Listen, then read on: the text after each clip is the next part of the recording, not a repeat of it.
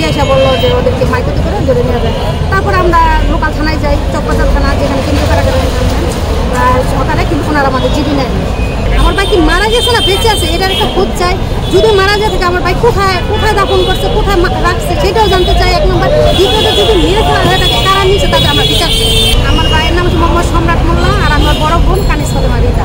বিগত সরকারের আমলে 15 বছর যাবৎ আমার ভাই 13 সালের গুম হওয়ার পর থেকে আমরা সরব আছি, মায়ের টাকা সংগঠনের সাথে জড়িত হই, তারপরে থেকে রাস্তায় আসছি। এখনো পর্যন্ত আমার ভাইয়ের আমরা কোনো সন্ধান পাইনি। হ্যাঁ, আর দ্বিতীয় কথা হচ্ছে আমার ভাইয়ের যে আমরা সন্ধান পাচ্ছি না, তার একটা মানে আমরা চাচ্ছি যে আমার ভাই কি বেঁচে আছে না মারা গেছে তারও একটা আমরা চাচ্ছি, সেটা হয় নাই। তারপরে ভাইরা আমরা চাই যে বিচার হোক। যদি আমার ভাই মারা গিয়ে থাকে তার আমরা সুস্থ বিচার চাই। আমার ভাইয়ের মতো যারা আছে সারা বাংলাদেশে যারা গুম হয়েছে সবাই দিতে চাই। এই জন্য আমরা সবাই একত্রিত হবো, কারণ আমরা সবাই চাই একই বিষয়ে ভুগি। সেজন্য আমরা কাল সবাই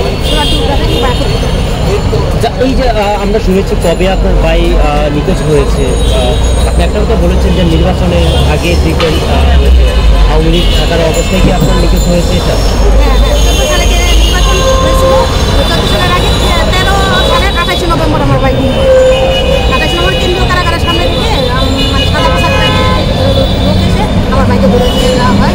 পরবর্তীতে আমরা শুনতে পারি আর ডিবি পুলিশ ছিল। আপনাকে যখন বাসা থেকে বেরোয় যায় আপনার ভাই তেমন কি বলেছিল যে আমি বাসা থেকে বেরোয় যাচ্ছি, কি কাপড়ে বেরিয়ে গিয়েছিল উনি? আমার ভাই একটা টি শার্ট ছিল কালো কালার আর নীল কালার জিন্সের প্যান্ট ছিল, কেস পরা ছিল। বলে গেছে যে কেন্দ্রীয় কারাগারে মানে ওর এক বন্ধু ওইখানে আটক ছিল, ওই বন্ধুকে ওরা 5 বন্ধু মিলে দেখতে গেছে। তবে 5 জনকে ধরে নিয়ে যাওয়া হয় কালো গ্লাসের মাইক করতে করে। পরে 11 দিনের দিনে আবার 3 জনকে কেরানীগঞ্জে হাত মুখ বেঁধে রাত 3টা বাজে ধরে নিয়ে যাওয়া হয়। এই খবরটা আপনার কয়দিন পরে জানতে পারলেন যে আপনার ভাই কোন জায়গায় আছে, পাচ্ছে না? আমরা ওই দিনেই জানতে পারি। রাতের 11টার দিকে একজন এসে বলে যে আমরা তো ফোন দিতেছি, যথারীতি ফোনে পাওয়া যাইতেছে না, পোস্ট করতেছি। পরে একজন রাতে 11টার দিকে বাসায় এসে ওর বন্ধু আরেকজন সে এসে বললো যে ওদেরকে মাইকতে করে ধরে নিয়ে যায়। তারপরে আমরা লোকাল থানায় যাই, চকবাজার থানা, যেখানে কেন্দ্রীয় কারাগারে সকালে, কিন্তু ওনারা আমাদের জিডি নেয়। কিছু কারণে জিডি নেয় না, একটাই অপরাধ ছাত্রদল করতে আমার ভাই সূত্রাপুর থানার সাংগঠনিক সম্পাদক ছিল, যার কারণে জিডি নেওয়া হয়েছে। এটা রাজনৈতিক ব্যাপার, এখানে এটা জিডি নেওয়া যাবে না এটা বলছে। এভাবে আমাদের অনেক হয়রানি করে। আমরা সূত্রাপুর থানায় যাই, সূত্রাপুর থানায় বলে যেখান থেকে নিখোঁজ হয়েছে ওইখানে যান। ওনারা বলতেছে আপনারা সূত্রাপুরের স্থানীয়, আপনারা ওই লোকাল থানায় যান। মানে এরকম করে আমরা 3 বছর যাবো কোনো জিডি করতে পারি। তারপর আপনার পুলিশের কাছে গিয়েছিলেন, পুলিশের কোনো আর্থিক অথবা কিছু চেয়েছিল না যে আপনি এত টাকা দেন, আপনি এত টাকা দেন, কিন্তু টাকা পয়সা আপনার কাছ থেকে গিয়ে চেয়েছিল নাকি পুলিশে যে আপনার হেল্প করতে আসছে? পুলিশে আমাদের কাছে টাকা চায় নাই, পুলিশে তো হয়রানি করছে, আমাদেরকে কোনো সহযোগিতা করে নাই। কিন্তু পরবর্তীতে 2-1 বছর পরে আমরা যে ডিবি পুলিশ বা এক জায়গায় যে সন্ধান করতাম, ওনারা বলতো যে আমরা একটা খোঁজ এনে দিতে পারি, এর জন্য টাকা পয়সা লাগবে। কিন্তু আমরা কি পরবর্তীতে বুঝে ফেলাইছি যে কত টাকা চেয়েছিল, যে আপনাকে বলছিল যে আপনার কিছু টাকা দেন, কত টাকা আপনার অ্যামাউন্টটা উনি বলেছিল? না টাকার অ্যামাউন্ট এই কারণে বলা হয় না। এটা কি আপনার পুলিশে বলেছিল? না, তাহলে ডিবি পুলিশ বলেছিল। নামটা বলেন, ডিবি পুলিশ। নাম বলতে পারবো না, নাম বলা ধরুন, আপনার ডিবি পুলিশই বলেন। মানে ওনারা বলছিল যে টাকা পয়সা দেন, আমরা আপনার ভাইয়ের খোঁজ করবো। কিন্তু এতদিন তো আমরা বুঝা ফেলাইছি এটা সম্ভব না, কারণ ওরা আমাদেরকে হয়তো বা করতেছে, এই জন্য আমরা ওই টাকার ব্যাপারে ওখানে যাই। আসলে কি উনি ডিবি পুলিশ ছিল যে আপনার কাছে যে অ্যামাউন্টটা চেয়েছিল? যারা সরকারি যারা চাকরি করে পুলিশের জব করে, তো আমরা জানি যে রাস্তা থেকে উনি রাখবে, রাস্তা থেকে আড়ালে খায়, কিন্তু আসলে আপনার কাছ থেকে কত টাকা অ্যামাউন্ট চেয়েছিল ডিবি পুলিশ যখন আওয়ামী লীগ সরকার ক্ষমতায় ছিল, তখন আপনারা উপজেলা কর্মকর্তার কাছে কি থানায় অন্য তারা কি কমপ্লেন করেছিলেন? থানায় ওই পর্যন্ত আমরা কমপ্লেন করার মতো সাহস পাই, যেহেতু ওনারাই আমাদেরকে হয়রানি করে। আমাদের বাসায় আসে, থানা থেকে এসে বলতেছে ওনারা কোথায় গেছে, কি হয়েছে না হয়েছে, আমরা আমাদের কাছে সন্ধান চাবো। ওনারা আমাদের বাসায় এসে বলতেছে 2-1 বছর পরে আমাদের বাসায় পরপরই আসতো, আসা বলতে আপনারা লুকায় রাখছেন, কোথায় গেছে, মানে আমাদের কাছে ওনারা খোঁজ করতে আসে।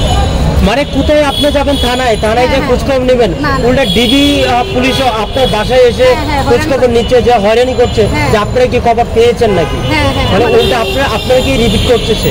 তারপর আপনি কি বলেছিলেন? আমরা বলছি যে আমরা আপনাদের কাছে সন্ধান চাবো, আপনারা ওটা আমাদের কাছে কেন সন্ধান চান, যেহেতু ওনারা তো জিডি নেয় নাই আমাদের জিডি, আমরা এত হয়রানি হচ্ছে জিডিরা পর্যন্ত ওনারা নেই। আপনার কি মনে হয় যে এখনো আপনার ভাই জীবিত আছে?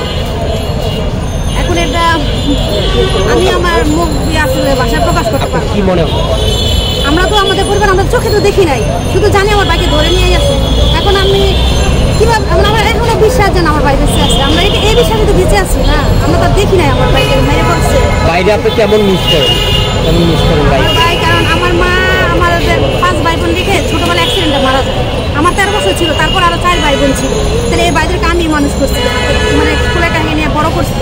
তো সেখান থেকে এই ভাইটা ঘুম হয়েছে তাহলে বুঝতেই পারছি। সন্তানের মতো মানুষ করে। হ্যাঁ, কারণ আমার ছোট ভাই যেটা সেটা 5 মাসে ছিল যখন আমার মা অ্যাক্সিডেন্টে মারা যায়। আর আমি যেহেতু সবার বড়, তাহলে আমি তো এই ভাই বোন সবাইকে আমি দেখছি। তো আমার ভাই না, আমার সন্তানের মতো।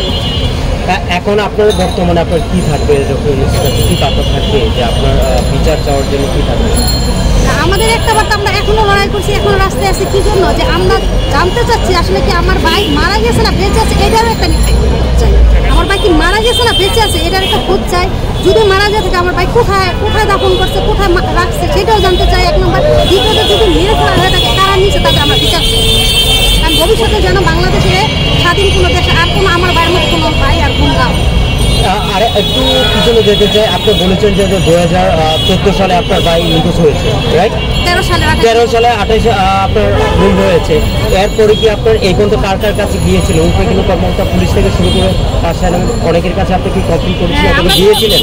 সুত্রাপুর থানা হইতে শুরু করে চকবাজার থানা, তারপরে মিন্টু রোডে যে ডিবি, ওখানে তো দিনের পর দিন গেটের সামনে বসেছিলাম, দিনের পর দিন মনে করেন মিন্টু রোডে যে ডিবি পুলিশ, তারপরে ঢাকা কেন্দ্রীয় কারাগার যে আগে চকবাজার যেটা ছিল, তারপর কাশিমপুর কারাগারে, ওইখানে আমরা ভিতরে পরপর যা মাইকিং করাইছি। যদি আমার বাড়ি থেকে থাকে, যদি থাকে, মানে সব জায়গায় খোঁজ করছে, যে যা বলছে, যেখানে ঢাকা ডিস্ট্রিক্টে, মানে ঢাকা বিভাগের পর অন্য যে ডিস্ট্রিক্টে যদি কেউ বলছে সেখানকার থানাও যাবো। যে আপনার যে 5 জন ধরে নিয়েছিল আপনার ভাইয়ের সাথে, 3 জন ছাড়ছে। হ্যাঁ, 3 জন কি এখনো আছে? হ্যাঁ, 3 জন তো আছে। 3 জন কি 3 জনের কাছে জানছিলেন যে কোথায় নিয়ে গিয়েছিল নাকি চোখ? হ্যাঁ, ওরা বলছে যে চোখ মুখ বেঁধে ওদেরকে একটা মাইকুতে উঠায়, এবং মাইকুতে উঠানোর পর মারধর করে, অসম্ভব মারছে। ওরা বলছে যে আমার ভাইয়ের পরিচিতিটা বেশি ছিল, যখন আমার ভাই বলছে আমার নাম সম্রাট, ওর এমন মারছে যে ওর নাক দিয়ে রক্ত বেরোচ্ছিল গাড়ির মধ্যে মাইকুতে করে। পরে ওরা বলছে যে 1-1.5 ঘন্টা রাস্তা গাড়ি চালায় নিয়ে গেছে, কারণ ওদের তো কালো কাপড় দিয়ে চোখ বাঁধা ছিল। ওইখানে নিয়ে ওদের অনেক টর্চার করছে, একজন করে মানে জিজ্ঞাসাবাদ করছে যে ওদের উপরে কে আছে, যেহেতু ওরা ছাত্রদল করতো, ছাত্রদলে ওরা কার নির্দেশে চলে, কি করে ওদের খবর চাইছে, এরকম করে ওখানে নিয়ে অনেক নির্যাতন করছে। তারপরে 11 দিনে ওদের 2 জনকে রেখে দিয়ে ওদের 3 জনকে যখন ছেড়ে দেওয়া হয়, ওরা বলতেছে কি ওদেরকে ছাড়বেন না, বা তোদের টিকিট লাগিয়ে গেছে, তোরা চলে যা, ওদের চিন্তা তো করতে হবে না, এটা বলছে। মানে লাস্ট ওদের সাথে এই কথাটা সবাই বলছে, এই কথাটা বলেছিল। হ্যাঁ, যে তোদের টিকিট কাটিয়ে দিচ্ছে, তোরা চলে যা, ওদের যখন সময় হবে তখন যেতে, এটা বলছে। কিন্তু এখনো পান নাই, এখনো দ্বারা পুলিশের দ্বারা অনেকেরই বিচারের জন্য ঘুরছে, কিন্তু পান নাই এখনো সেই বিচার কবে পাবেন সেটা এখনো অনেক ঠিক। তারপরে তো আমি যতদিন বেঁচে আছি, আমি মনে করি আমি যতদিন বেঁচে আছি আমার বাইকে আমি যদি না পাই, আমি রাস্তায় থাকবো, আমি যেখানে যাওয়া লাগে সেখানে হয় পাই, পাবো না পাই, বিচার আমার পক্ষে বাংলাদেশের মাঝে বিচার হোক। এরকম করে যে ঘুম করা হয় একটা স্বাধীন দেশে, শুধুমাত্র তার অপরাধ সে রাজনীতি করতো, ছাত্রদল করতো, আর কোনো তো অপরাধ না, সেটা কোনো ইসের সাথে, ক্রাইমের সাথে জড়িত ছিল। আওয়ামী লীগ বিএনপির সাথে বিএনপি করতো। হ্যাঁ, আপনার পরিচয়টা আপনার ভাইয়ের নাম? আমার ভাইয়ের নাম হচ্ছে মোহাম্মদ সম্রাট মোল্লা, আর আমার বড় বোন কানিস ফাতেমা রিতা।